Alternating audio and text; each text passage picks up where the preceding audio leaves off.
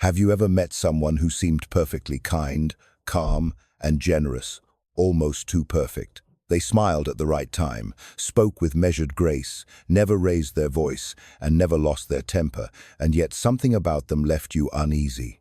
You couldn't put your finger on it, but something in your body whispered, "Be careful." What if I told you that the real danger in people isn't found in those who are openly cruel, angry, or aggressive? What if the most dangerous people are those who appear to have no flaws at all? Carl Jung, the brilliant Swiss psychiatrist who gave us profound insights into the human mind, believed exactly this. The most dangerous people aren't the ones who show their dark side. They're the ones who hide it so completely that even they don't know it exists. They seem peaceful on the surface, but beneath that calm exterior, there's a storm brewing, one they've never dared to face. Before we dive deeper, if you're fascinated by the hidden workings of the human mind, consider subscribing to Deep Psyche. We delve into the shadows, patterns, and hidden truths that shape our reality. To understand Jung's warning, we need to start with one of his most important concepts, the persona. Think of the persona as a mask, the version of ourselves we present to the world. It's how we appear at work, at social gatherings, or when meeting new people. Polite, agreeable, and well-adjusted. This mask isn't necessarily bad. It helps us function in society. But problems arise when we start believing that the mask is all we are. Because behind that carefully crafted image lies something much more complex, the unconscious mind. The unconscious is vast and wild. It's home to our deepest instincts, forgotten memories, repressed feelings, and, most importantly, for our discussion today, the shadow. The shadow is everything we refuse to see in ourselves, the envy we deny, the rage we suppress, and the selfishness we won't admit to. But it's not just negative traits. The shadow also holds our wild creativity, our primal instincts, and our unapologetic truth. Here's the thing. The shadow isn't created by evil or trauma alone. It's shaped by the gap between who we are and who we think we're supposed to be. As children, we learn quickly what gets us love and what gets us rejected. So we adapt. We push down the parts that don't fit. Maybe we're told that anger is bad, so we hide it completely. Maybe our ambition gets called arrogance, so we bury it deep. Maybe our sensitivity was mocked, so we built walls around it. But here's what most people don't realize. The buried parts don't die. They wait. And over time, they find ways to express themselves through dreams, sudden outbursts, addictions, or by projecting onto others. Not because they want to harm us, but because they desperately want to be acknowledged. Jung put it perfectly. What you do not make conscious will be lived out as fate.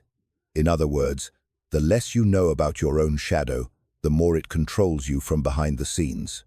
This brings us to Jung's most chilling observation. People who never confront their darkness don't become saints. They become ticking time bombs, not just to others, but to themselves. Here's the paradox that makes them so dangerous. Those who believe they're completely good are the most hazardous because they lack something crucial: self-reflection. They lack the humility to ask, could I be wrong? Could the problem be me? Instead, they justify everything. Their control becomes caring. Their manipulation becomes protection. Their cruelty becomes tough love. And they'll convince both you and themselves that they're always fighting for what's right. But deep beneath that moral glow is a shadow bursting at the seams, desperate for release. The moment you challenge these people, even gently, you'll see the facade crack. Not through explosive anger like openly toxic people, but through something more subtle and more devastating. You might notice sharp sarcasm, cold withdrawal, silent treatments, or passive-aggressive games that leave you questioning your sanity. They don't explode, they erode you slowly, subtly, until you find yourself doubting reality, shrinking your needs, and walking on eggshells around their expectations. All while they keep their mask perfectly polished. You'll hear familiar phrases. I'm only saying this because I care about you. Everyone tells me I'm the nicest person they know. I never get angry, I'm just concerned.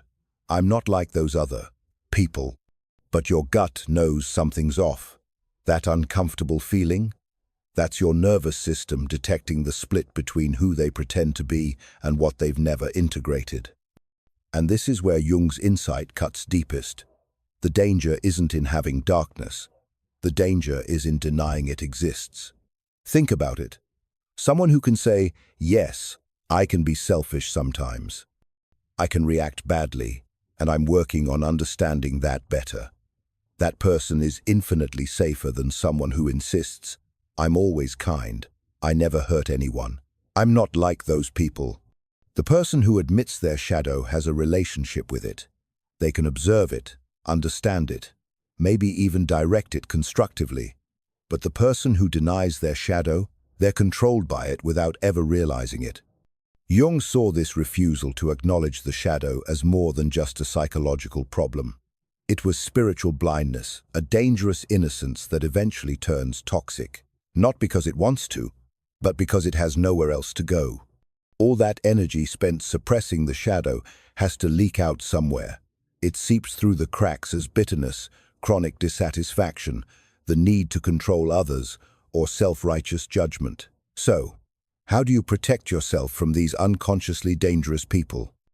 First, listen to that unease. Not every well-mannered person is safe. Not every smile is genuine. Sometimes, the most harmful people come wrapped in perfect politeness because they've never encountered their truth. When someone seems too perfect, too controlled, too consistently nice, pay attention to how your body responds. Do you feel relaxed around them? Or do you find yourself walking on eggshells? Do conversations flow naturally? Or do you feel like you're being managed? Jung's work invites us to ask, what am I not seeing in this person? But more importantly, what am I not seeing in myself? Because here's the beautiful paradox. The more we know our own shadow, the easier it becomes to spot the masks and manipulations in others. When you've done the work of meeting your darkness, you develop an almost supernatural ability to see through pretense. And once you see it clearly, you can't unsee it. If you've ever felt that inexplicable unease around someone who seemed perfect, you're not crazy. You're not paranoid. You're awake. Your intuition is functioning exactly as it should. The truth is, these unconsciously dangerous people may never change. Doing so would mean admitting that their carefully constructed perfection was built on denial. That's a truth many people simply cannot face. But you can choose differently. You can face what they avoid. You can meet your shadow, understand it, and even befriend it. And when you do this inner work, something remarkable happens. You don't become darker. You become whole. And in that wholeness, you develop a kind of immunity to those who haven't yet met themselves. If this exploration has stirred something inside you, consider subscribing to Deep Psyche, where we venture beyond surface appearances and into the depths of human nature. Because knowing yourself isn't just personal growth, it's protection. Understanding the hidden dynamics of human behavior gives you the tools to navigate relationships more safely and authentically.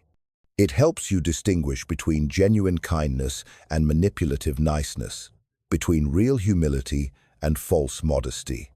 And if this message resonated with you, take a moment to like this video so more people can discover what their rational mind might not yet understand, but their intuition already knows. Sometimes the most important warnings come not from what we see, but from what we feel. Remember, in a world full of masks, your ability to see clearly both in yourself and others might be your greatest protection.